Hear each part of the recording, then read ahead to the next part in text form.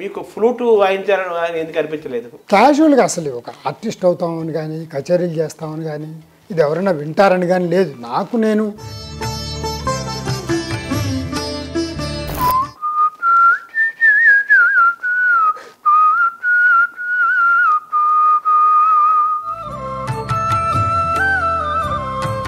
బిస్మిల్లా ఖాన్ గారి గురించి అన్నారు, అదేంటి సార్? అవదాం ఖాన్ సాబ్ అట్లా మంచం మీద కూర్చున్నారు, ఇదే పాడా.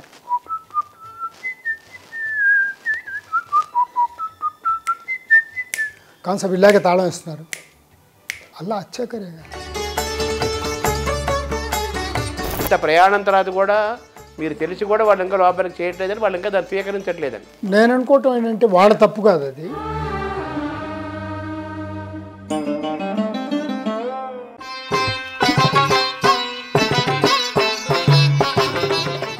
ఇంత కష్టపడి మీరు ఈలపాటకు ఒక గుర్తింపు తీసుకొచ్చి, ఈలపాటకి ఇంకా గుర్తింపు రావాలి, గౌరవం రావాలి, ఏ వైలనికి, ఏ ఫ్లూట్కి, ఏ వీణకి, ఏ సితారకి దేనికి తక్కువ కాదు, ఇది తక్కువది కాదు అని దానికి అలా కూర్చోబెట్టాలనేది మీ సంకల్పం. దీని వారసత్వంని మీరు ఎలా కాపాడాలనుకుంటున్నారు? ఎవరైనా శిష్యులు తయారవుతున్నారా? చాలా మంచి ప్రశ్న, కావాల్సింది ఇది. ప్రోగ్రాంలకు వెళ్తుంటాను, కచేరీలు చేస్తుంటాను, ఎంతోమంది వాళ్ళ పేరెంట్స్ని వాళ్ళ పిల్లల్ని తీసుకొచ్చి, మావాడు కూడా విజిల్ చేస్తుంటాడు అండి, మావాడు కూడా పాట పాడుతుంటాడు, టీవీలో ఏది వస్తుంది పాడుతుంటాడు, మీ దగ్గర తీసుకురావచ్చా, మీరు వింటారా అంటే తప్పకుండా వింటాను, రమ్మనమంటాను. నా ఖాళీ ఫోన్ చేసి రమ్మంటాను, ఖాళీ ఉన్నప్పుడు వాళ్ళు వచ్చి. చాలామంది పిల్లలు, ఇంకా చెప్పాలంటే ఆడపిల్లలు నాకు 3 స్టూడెంట్స్ ఉన్నారు. మద్రాసులో ఉంటారు వాళ్ళు. ఒక అమ్మాయి బెంగళూరులో ఉంటుంది, 2 అమ్మాయి మెడ్రాస్లో ఉంటారు. వాళ్ళు మరి మెడ్రాస్లో ఉండటం వల్ల, కర్ణాటకలో ఉండటం వల్ల వాళ్ళకి సంగీతం బై బర్త్ కొంచెం ఉంది. సో అటువంటి వాళ్ళకి టీచ్ చేయటం ఈజీ అవుతుంది నాకు. అంతేగాని స్వరాల దగ్గర నుంచి చెప్పటం ఇది కుదరదు ఒకటి. ప్లస్ ఫస్ట్ వాళ్ళకి సంగీత జ్ఞానం కొంచెం లోపల ఉంటే కనుక, అంటే ఏదైనా శాస్త్రీయ సంగీతం, సినిమా పాటలుగా ఏదైనా సంగీతమే కదా, సాఫ్ట్వేర్ లోపల ఉంటే దాన్ని మనం ఈ విజిల్ వేయటం రాని వాళ్ళకు కూడా నేను సౌండ్ తెప్పించి చేయగల టెక్నిక్ ఉంది. ఒక సాధన, ఒక గ్రామర్ అనండి, దాన్ని నేను రాసుకున్నాను. ఎట్లా దాన్ని ఇన్హేలింగ్ సిలబస్ లాగా ఒకటి చిన్నది రాసుకుని, ఒక 10 పాయింట్లు కనుక వాళ్ళు రోజు చేస్తే, ప్రాణాయామం చేయటం ఒకటి, తర్వాత ఫస్ట్ విజిల్ సౌండ్ రాదు, ఫస్ట్ ఉఫ్ అనే వస్తుంది, దాన్ని ఎట్లా సాఫ్ట్గా తీసుకురావాలి, ఎలా సస్టైన్ చేయాలి, దాన్ని ఏదైనా ఒక పాట విని ఆ పాటని ప్రాక్టీస్ చేసి నాకు వినిపించమంట. కొంతమంది వినిపిస్తున్నారు, కొంతమంది తప్పులు చేస్తుంటారు. అట్లా వాళ్ళకి వోకలు నేర్చుకోమని సలహా ఇస్తున్నా. వోకలు కనుక సంగీతంలో మ్యూజిక్ స్కూల్స్కి టీచర్ని పెట్టుకొని కనుక వాళ్ళు ఒక్క 5 వర్ణాలు చాలు, 5 వర్ణాలు కనుక వాళ్ళు పాడగలిగితే ఎవరైనా ఈ విజిల్ చేయటం చాలా ఈజీ. శంకరాభరణం రాగంలోనే ఒకరోజు దానికే డెడికేట్ చేస్తే ఒకసారి మీరు ఏమైనా కచేరీ చేశారా? అది ఎలా జరిగింది? నేను తర్వాత కొంచెం గురుగారివి, తర్వాత మిగతా విద్వాంసులు వింటూ, ఆర్కెస్ట్రా వాళ్ళతో పరిచయాలు బాగా ఉండి, తర్వాత వాళ్ళు వేసే ఆ స్వరాలు అవన్నీ చూసుకుంటూ, పెద్దవాళ్ళు చేసినవి వింటూ చేస్తుంటే నాకే అనిపించింది, అందరూ ఏదో పల్లవులు అవి చేస్తున్నారు, కంపోజ్ చేస్తున్నారు, మనం ఎందుకు చేయకూడదని. కానీ నాకు ఏవి రాదు, ఏవి రాని ఎట్లా చేయొచ్చు అని చెప్పి. కానీ రాగాలనుకుంటే అది శంకరాభరణంలో వెళ్తుంది, చక్రవాకం అంటే చక్రవాకం వెళ్తుంది, మాల్కోస్ అంటే మాల్కోస్ వెళ్తుంది, హిందోళ్ళు అంటే హిందోళ్ళే వెళ్తుంది. ఎక్కడ ఆ గీత దాటి వెళ్ళదు నేను పట్టుకుంటే మాత్రం. ఆ రాగం యాజిటీగా ప్రయాణం జరుగుతుంది, అది గిఫ్ట్. కానీ దాన్ని నాకు ఆరోహణలో కూడా తెలియదు. అదే సంగీతం నేర్చుకోలేదు అన్నారు, నేర్చుకోలేదు, అంతా వినికిడే. ఆ వినికిడితో పాటు 100% గిఫ్ట్ ఉంది. సో దాంతో నేను శంకరాభరణంలో ఒక పల్లవి చేయాలనుకొని మొదటి నుంచి చివరి వరకు శంకరాభరణం రాగంలో అన్నీ ఉండాలి. ఎంతసేపు చేశారండి? అది 2 hours. అబ్బో, 2 గంటలు అయింది భక్తిలో. అంతా శంకరాభరణమే. అంతా శంకరాభరణం వర్ణం, శంకరాభరణం పల్లవి, శంకరాభరణంలో మరి ఒక భజన, అట్లా అన్నీ ఒకే రాగాల్లో చేసి అప్పుడు అనిపించింది శంకరాభరణ రాగానికి ఒక అంతర్జాతీయ ఖ్యాతి తెప్పించారు కె విశ్వనాథ్ గారు అని చెప్పి. వారు అంతకుముందు నా కచేరీలు బాగా వస్తుండేవారు, నాకు చాలా ఇష్టం.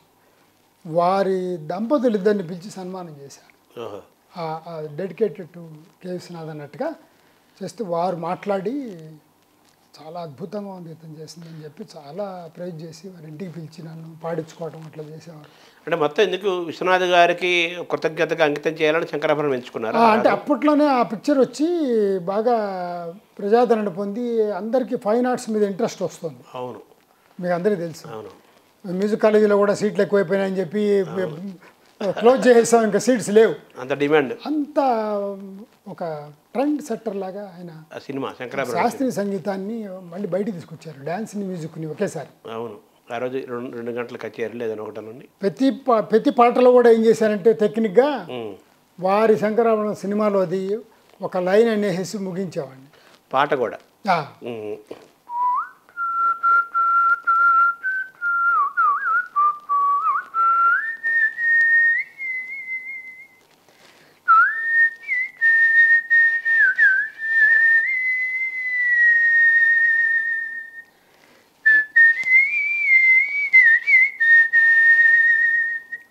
అలా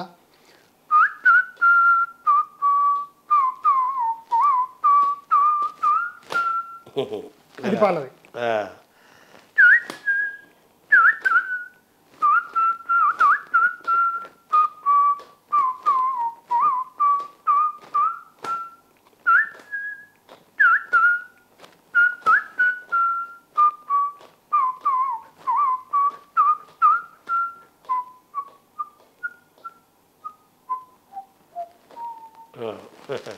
అలా ముగిస్తూ ఆర్కెస్ట్రా వాళ్ళందరికీ ఇస్తూ నేను అన్నది మళ్ళీ ఆర్కెస్ట్రాతో ఒకసారి అంటారు. అట్లా మొత్తం క్లైమాక్స్ తీసుకెళ్ళిపోయి రాగం శంకరాభరణం అని పేరు పెట్టారు. మీరు విజువల్తో మీరు అంటుంటే మంగళంపల్లి గారికి ఆయన ఒక స్టైల్ ఉంటుంది కదా, అది కనిపిస్తుంది. వస్తుంది గురుగారితో మరి ఆయన ప్రభావం, ఇన్ఫ్లుయెన్స్. అసలు గురుగారు విజువల్ ఇప్పుడు ఇవన్నీ ఆయన, ఇది మిక్స్ ఇవన్నీ టెక్నిక్ అన్నీ ఆయనవే. అవన్నీ అందే ఆ స్టైల్, ఆ విరుపులు అవన్నీ, ఆ విరుపులు మెరుపులు బాగా అవన్నీ. ఇప్పుడు పలికే బంగారం మీరు అందాక అడిగారు. అవునవును.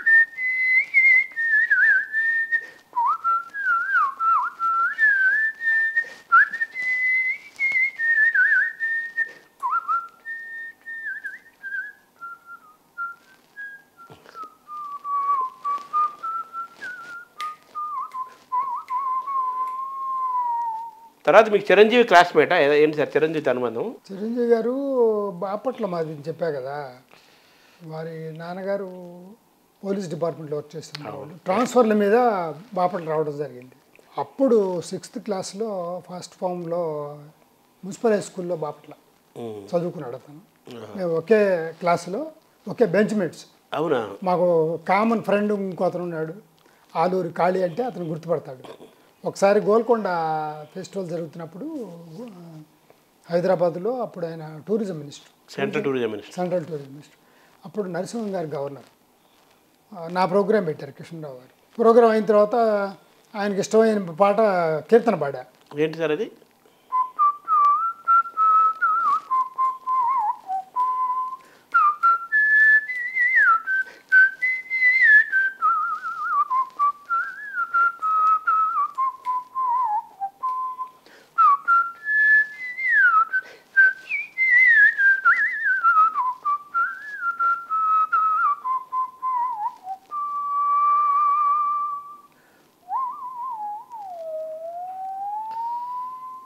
చిరంజీవి సినిమాలు ఉంది కదా ఆ పాట, మహానగరి అని.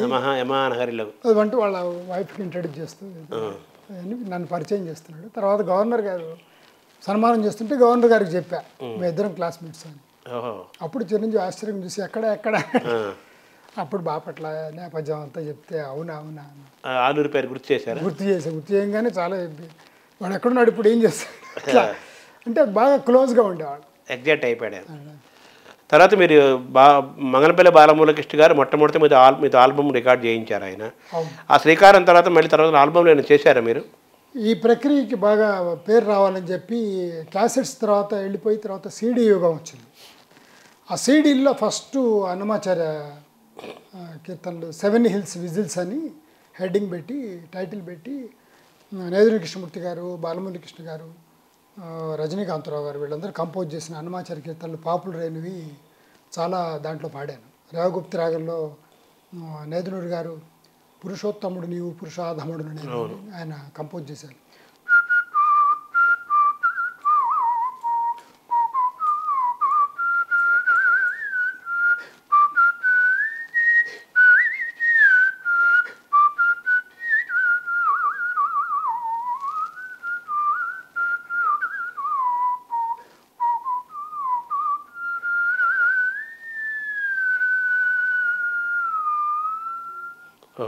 మీరు మంగళంపల్లి బాలమురళీ కృష్ణ ప్రిశిష్యులు కదా, నేదునూరి కృష్ణమూర్తి గారు ఏమన్నారు మీరు విని? చాలా మెచ్చుకున్నారు. ఆయన హిందుస్థానీ ఇంకా బాగా ఎంజాయ్ చేసేవారు. నా హిందుస్థానీ నా చేత పాడించుకొని ఇట్లా వైజాగ్లో నన్ను సన్మానం చేశారు. ప్రత్యేకంగా కళాభారతిలో ప్రోగ్రాం అరేంజ్ చేస్తే వారు చీఫ్ గెస్ట్గా వచ్చి దాంట్లో త్యాగరాయ కీర్తనలన్నీ పాడాను వారికి. సో ఇప్పుడు ఎన్ని ఆల్బమ్లు చేస్తుంటారు ఇప్పటికి మీరు? దాదాపు 30 ఆల్బమ్స్ చేశాను. దాంట్లో కొన్ని మీకు నా దేశమే నా ఊపిరి అని ఒకటి చేశారు. ఓహో, ఇది టెండూల్కర్ గారు రిలీజ్ చేశారు. అవునా? ఓకే. అది సచిన్ టెండూల్కర్ నా దేశమే నా ఊపిరి. దీంట్లో వందే మాత్రం దగ్గర నుంచి జనగణమన వరకు ఇవన్నీ వందే మాత్రం, వైష్ణవ జనతో, సారే జయ సచ్చ, ఏ మేరే వతన్, రఘుపతిరావు రాజారాం, జనగణమన ఇట్లా చేశాను. తర్వాత కృష్ణుడి మీద గురువుగారు పాడి పాపులర్ అయినవి, కొన్ని సాయిబాబా గారు పాడినవి. ఇది వరప్రసాద్ రెడ్డి గారు స్పాన్సర్ చేశారు, శాంతాపేటకి. అలాగే ఇది కూడా ద విండ్ విజిల్స్ అని, మై నేషన్ మై బ్రెత్ ఇది చేశారు. తర్వాత ఎంఎస్ సుబ్బలక్ష్మి గురువు గారు చెప్పారు ఇవన్నీ చేయమని. ఎంఎస్ సుబ్బలక్ష్మి గారు మై ట్రిబ్యూట్ టు ఎంఎస్ అని చెప్పి ఒకటి సాంగ్ ఆఫ్ ది విండ్ అని పెట్టి ఇది ఒక అద్భుతమైన ఆల్బమ్. ఇది తిరుపతిలో మహతి థియేటర్లో టీటీడీ వాళ్ళు స్పాన్సర్ చేసి కలిసారా మీరు? ఇనాగరేషన్ నేను కలవలేదు. ఓకే. ఆవిడ పాటలు చాలా ఇష్టం. తమిళవన్నీ ఆవిడవన్నీ ఆవిడ కాట్రిల్లో ఒక గీతం అని ఆవిడ మీరా సినిమాలో యాక్ట్ చేసి పాడినటువంటి పాటలన్నీ పాడారు. అధరం మధురం ఇవన్నీ పాడారు. దేవదేవం భజ, గిరిధర గోపాల ఇవన్నీ పాడారు. తర్వాత ఇందాక మీకు చెప్పినట్టు Bharathiyar, Subramanya Bharathiyar song of the soul అని హెడ్డింగ్ పెట్టి. సో మీరు ఒక రకంగా కర్ణాటక, హిందుస్థానీ, తమిళ్, ఇంకో పక్క బెంగాలీ, కన్నడ మొత్తం జాతీయ భజన్స్ వారే స్వయంగా రిలీజ్ చేశారు ఈ వాల్యూమ్స్. బాబానే వారు ఇందాక చెప్పే కదా మోహన్ రాగం మీరు అన్నారు. అవును. అట్లాగే భజగోవిందం కూడా చేశారు. ఇది కాశ్మీర్లో శంకరాచార్య గారు కూర్చొని రాసినటువంటి దేవాలయంలో రిలీజ్ అయింది. బాబా గారు చాలా మోహన్ రాగంలో మీరు అన్నారు కదా. అవును.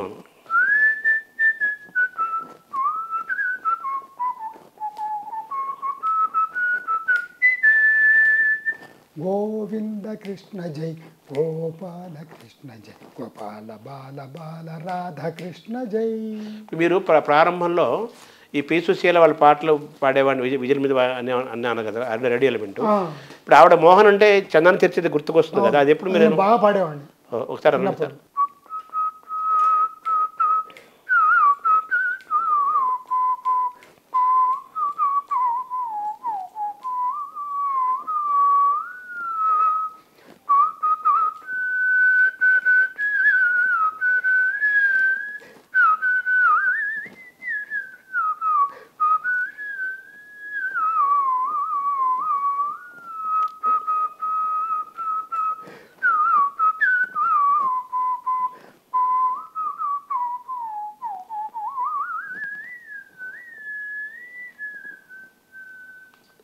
పి సుశీల గారు ఎప్పుడు వినిపించారు అది మీరు? ఏమన్నారు ఆవిడ? ఆవిడ బర్త్డే రోజున మన సంజయ్ కిషోర్ పిలిపించి నేను ఆవిడకి సన్మానం చేయాలి. అప్పుడు ఈ పాట పాడి ఆవిడకి ఇష్టమైంది రాధకు నీవేర అది పాడా.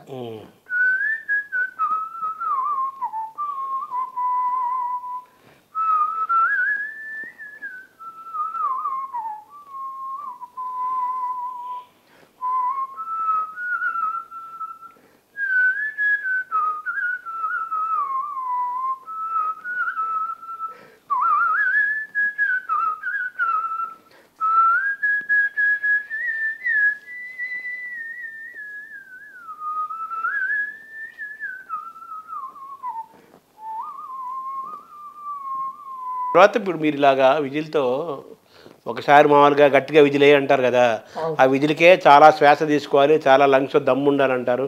అటువంటిది మీరు అలవోకగా గంటలు గంటలు అలాగా మీరు పాడుతున్నారు కదా, ఎలా సాధ్యమైంది అది? కేవలం సాధన. ఉమ్, చాలామంది అడుగుతారు మీరు అడిగిన ప్రశ్న, మీకు నొప్పి పుట్టవా, తర్వాత స్ట్రైన్ అవ్వరా, లంగ్స్ ఎట్లా అది అంటే, రోజుకు 5 గంటలు సాధన అని చెప్పా కదా, అదే రహస్యం, ఎందుకంటే ఏం లేదు. మీరు ఎప్పుడు ఇబ్బంది పడలేదా? అస్సలు పడదు, ఆ. అస్సలు ఇబ్బంది. స్టేజ్ మీద 104 జ్వరంలో కూడా నేను ప్రోగ్రామ్ వచ్చిన రోజులు ఉన్నాయి. సో మీరు ఎప్పుడు ఇబ్బంది పడలేదు ఎప్పుడు ఇబ్బంది. శారీరకంగా, హెల్త్ పరంగా దీనివల్ల? మీ మీ వాయిస్ గొంతు ఏమైనా మారిందా? మామూలుగా మాధుర్యం ఏమైనా తగ్గిందా? ఇలా శృతి ఒకట్లో పాడేవాడిని ఇంతకు ముందర బాగా. ఉమ్, ఇప్పుడు 5 సంవత్సరాల నుంచి జీ షార్ప్ 5.5 అంటారు. ఉహు. ఆ 5.5లో నాకు హాయిగా ఉంది. 3 స్థాయిలు మందర మధ్య తార స్థాయిలో నేను ఈజీగా ఎన్ని గంటలైనా పాడగలుగుతున్నాను. ఇటీవల మీకు గీతం నుంచి డాక్టరేట్ కూడా ఇచ్చినట్టుంది కదా? అవునండి, అది 22లో జూలై 16న 22లో అనుకోకుండా, నేనేం కాగితం కూడా పెట్టలేదు. అదే అదే. ఎవరో మీలాంటి వాళ్ళు విజయ్ కుమార్ గారని నా ప్రమోటర్ ఉన్నారు, విజయ నిర్మాణ కంపెనీ అధినేత సూరపనేని విజయ్ కుమార్ గారు. సూరపనేని విజయ్ కుమార్ గారు, వారు చెప్పారని ఆ రోజు సభలో ఆ గీతం యూనివర్సిటీ సిఇఓ ఆయన శ్రీభరత్ గారు ఎంపీ, వారు అనౌన్స్ చేసి, నాకు శివప్రసాద్ గారు మాకు తెలీదు, మీటింగ్లో అన్నీ వస్తే వీరి ప్రొఫైల్ పంపించారు, చూసాము, అందరూ తెలుసు అని చెప్పారు కమిటీలో, అలా వీరికి వచ్చిందండి. మన బాలకృష్ణ అల్లుడు అతను, ఎంబీబీఎస్ మూర్తి గారు మనవడు బాలకృష్ణ, ప్రజెంట్ ఎంపీ. అంతకుముందు గీత యూనివర్సిటీలో నేను బాలమురళి గారు కచేరీ చేశాం. ఓహో. సో అది వాళ్ళు మెన్షన్ చేస్తూ వీరికి ఇవ్వాలన్నారు, వీరు ఒక్కళ్ళే ఉన్నారు ఈ కళలో ఇన్ని గంటలు చేయడానికి అని చెప్పి చేశారు. అప్పుడు నేను వైష్ణవ్ జనతో పాడా. ఓహో. ఆ యూనివర్సిటీకి వెళ్తుంటే పెద్ద గాంధీ విగ్రహం పెద్దది ఉంది, స్టార్టింగ్లోనే ఉంటుంది. అప్పుడు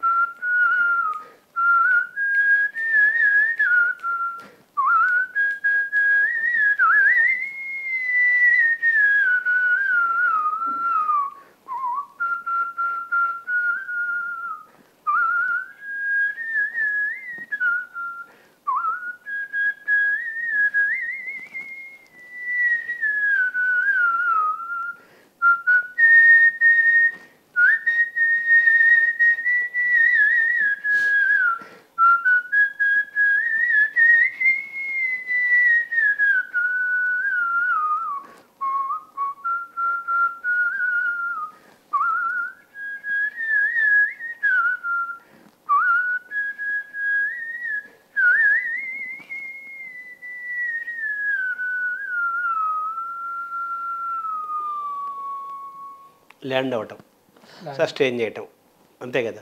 ఇంత ప్రయాణంలో మీరు ఎప్పుడైనా అవమానం ఎప్పుడైనా ఫేస్ చేశారా? ఇన్సల్ట్స్? 2 జరిగినాయి. ఒకసారి 20 సంవత్సరాల అప్పుడు ప్రయాణంలో, అంటే 1989 మధ్యలో, ప్రెస్లో ఇతనికి విజిల్ గిఫ్ట్ ఉంది, అన్నీ విని పాడుతున్నాడు కానీ శాస్త్రీయత లేదన్న అని ఒక చురక వేశాడు.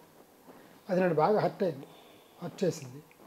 అప్పుడు ఎలా అయినా సరే బాగా సాధన చేసి ఆ గ్రామటికల్ మెలకువలు అన్ని నేర్చుకొని, అప్పుడు బాలమురళి గారు చెప్పింది పనికొచ్చింది. మళ్ళీ సీకా సభల్లో, తమిళ సభల్లో ఇవ్వటం మొదలుపెట్టిన తర్వాత అదే పేపర్ నన్ను మళ్ళీ ఇతను చాలా కష్టపడి ప్రయత్నం చేసి ఒక గురువు దగ్గర నేర్చుకొని సిస్టమేటిక్గా ఇప్పుడు గాత్ర సంగీతంతో పాటు ఈక్వల్గా విద్వాంసులు ఎలా పాడుతున్నారో అలా రాగం, స్వరం అంతా వేసి పాడుతున్నాడు, చాలా గొప్ప కళ ఇది, చాలా సాధన చేసి చాలా బాగా చేశాడని చెప్పి మళ్ళీ వాళ్ళే ప్రైజ్ చేస్తే రాశారు. అది మీకు ఒక టర్నింగ్ పాయింట్, ఒక ఇన్స్పిరేషన్, ఒక గుణపాఠము పాఠమైంది కదా. అదే నేను ఇందాక చెప్పా కదా, ఏ కళ అయినా పైకి రావాలంటే కొన్ని హడిల్స్, అవమానాలు, నాకు ఎక్కువ అవమానాలు జరిగినాయి. ఇంకోటి ఏదో చెప్పబోతున్నారు. గురువులు ఎవరు ఒప్పుకోలేదు, రేడియో టీవీ వాళ్ళు గుర్తించలేదు, ఆ స్టేషన్ల చుట్టూ తిరిగాను.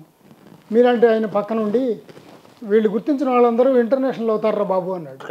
ఘంటసాల మాస్టర్ కూడా బయట నుంచో పెట్టారు, బాలసుబ్రహ్మణ్యం గొంతు బాగాలేదన్నారు అని ఆయన చెప్పుకుంటూ వచ్చాడు లిస్టు. నేను గొప్పవాడు అవుతా ఆన్సర్ అనుకున్నా. నువ్వు గొప్పవాడు అయ్యారని మీరు ఫీల్ అవుతున్నారా? అదే కళకి డాక్టరేట్ ఇవ్వడం అనేది నాకు చాలా ఆశ్చర్యం వేసింది. అందులో అది గురువు గారి ఆశీర్వచనం. అవును, ఆయన ఎప్పుడో అన్నది వారు ఉంటే ఎంత బాగుండేది. వారు అన్న మాట రవీంద్ర భారతి స్టేజ్లో నాకు 2 డాక్టరేట్లు వచ్చినాయి, నీకు రవీంద్ర సంగీతం చేయి, నువ్వు డాక్టరేట్ వస్తుందని ఒక మహా విద్వాంసుడు అన్న మాట అంటే ఎలా రూపుదిద్దుకుంది. అవశ్య వాక్ అంటారు కదా, అంటే గీతం వాళ్ళు డాక్టరేట్ చాలా సెలెక్టెడ్గా ఇస్తారు, వాళ్ళ కృషిని చాలా ఈ కళకు గుర్తించడం అనేది నా అదృష్టం. సో ఆయన అన్నమాట నెరవేరింది. మీరు ఏళ్ళని నమ్ముకొని అన్నేళ్ల ప్రయాణం ఏళ్ళని నమ్ముకొని కొంతమంది ఏలపాట విని గేలి చేసినా కానీ మీరు దాన్ని పట్టుదలగా నేర్చుకొని ఇంతమంది సహకారంతో 2-3 విషయాలు చాలా సంఘటనలు అద్భుతమైనవి. ఎంజీఆర్ ముందర మద్రాసులో కచేరీ చేయటం 1942లో ఎంజీ రామచంద్ర దగ్గర కచేరీ చేస్తుంటే కర్ణాటక సంగీతం, ఆయన సంగీత ప్రియుడు, విపరీతమైన సంగీత ప్రియుడు. స్టేజ్ మీద దూక్కుంటూ వచ్చేసి కాళ్ళు ఇచ్చుకొని ముద్దు పెట్టుకుని ఆంధ్ర కూయిల్ అని చెప్పి మైక్లో అనౌన్స్ చేశాడు. ఒక ఎంసీ లాగా అటు ఇటు తిరుగుతూ మొత్తం ఆంధ్ర కూయిల్ అని పెద్ద కేకలు.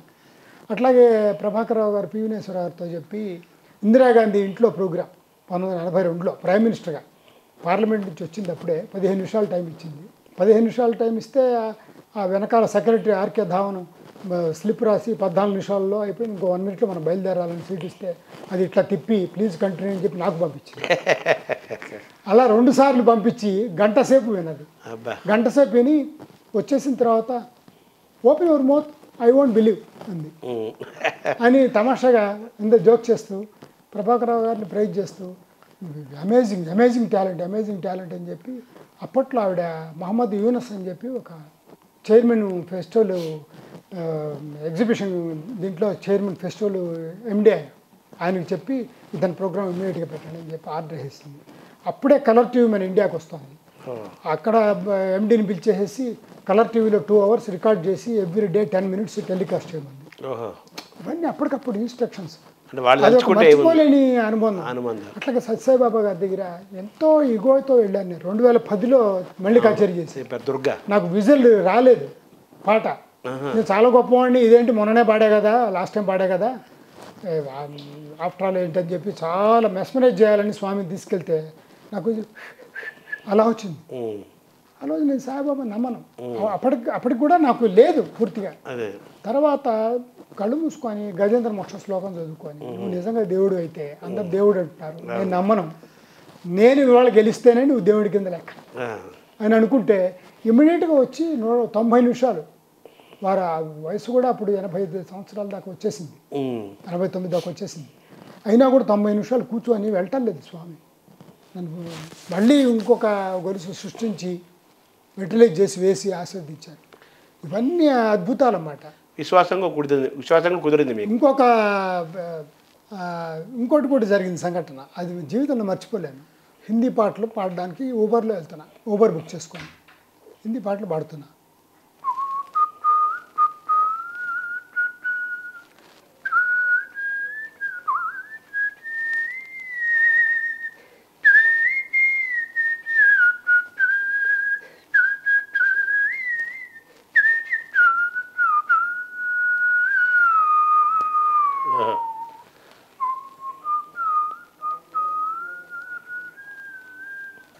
పాడుకుంటున్నాను ఇట్లా లిరిక్ చూసుకుంటూ.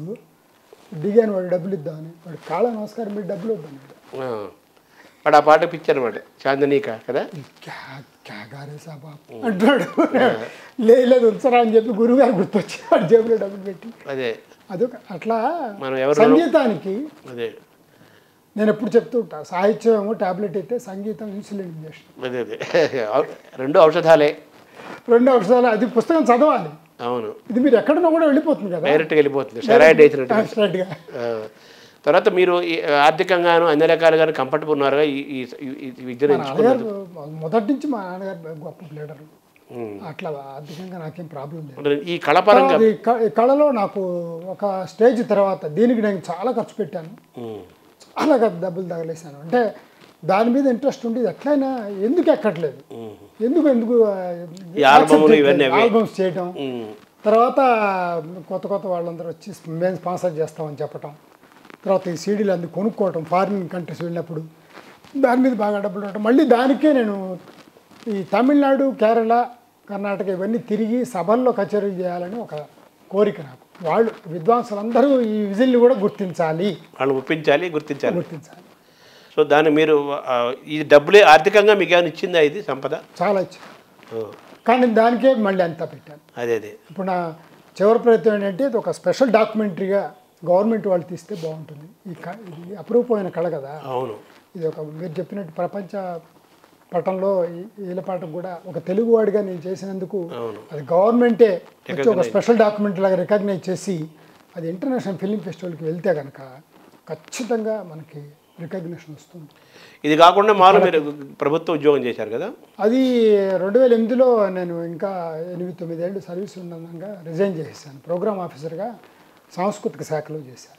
పెన్షన్ అనేది వస్తుందా మీకు? పెన్షన్ వస్తుంది. ఓకే, 26 ఏళ్ళు చేశాను. ఇప్పుడు మమ, మన ఈ ప్రోగ్రాం పేరు మమ అంటే మనసులో మాట అనమాట. మీరు చివరిగా మీ మనసులో మాట ఏంటి మాట? మనసులో ఎప్పటి నుంచో ఉన్న మాటలన్నీ మీరు మాట్లాడిచ్చేశారు. దానికి ఈ HMTV మమ కార్యక్రమానికి తర్వాత యాజమాన్యానికి చాలా చాలా చాలా నా ఈ కళని గుర్తించి ఒక ఏలపాట కళాకారుడిగా నన్ను ఇక్కడికి పిలిపించి దాంట్లో ఉన్నటువంటి సాధక బాధకాలు, తర్వాత గుర్తింపు, గురువుల ప్రోత్సాహం, గురువుల నిరుత్సాహం, ప్లస్లు మైనస్లు అన్నీ కూడా మీరు చక్కగా ప్రశ్నల రూపంలో అందరికీ తెలియాలి. ఇది ఏదో విజిల్ అంటే మామూలుగా ఏదో పాడేచ్చు, ఏముంది నేను కూడా పడతాను అట్లా అనుకుంటారు. కాదు, చాలా కష్టం. మీ భవిష్యత్తు ప్రాజెక్టు మీరు బలంగా ఏం కోరుకుంటున్నారు, ఏం కావాలంటే ఒక వాక్యంలో చెప్పాలంటే? మమ్మ, మీ మనసులో మాటగా నాకు ఇది కావాలి జరగాలంటే ఇది? దానికి మేము చెప్పిన తర్వాత మమ అనాలి. ఆ స్పెషల్ డాక్యుమెంటరీ లాగా మమ్మ వాళ్ళు కూడా మమ్మ అనిపిస్తే అంతే. ఎప్పటికైనా ఇది రావాలి. దీనికి మిగతా ఆర్ట్స్తో పాటు ఒక మ్యాండిలిన్, ఒక సాక్సోఫోన్, ఒక క్లారినెట్కి ఎలా వచ్చినాయో రేరు, అవి కూడా ఒకప్పుడు గుర్తించలా. అవును, షహనాయి కూడా గుర్తించలేదు, హార్మోని గుర్తించలేదు, అవన్నీ గుర్తింపబడ్డాయి. ఇప్పుడు మీకు బాగా ఇష్టమైన రాగాలు కళ్యాణి, హిందోళ. హిందోళ బాగా. నమస్కారం సార్.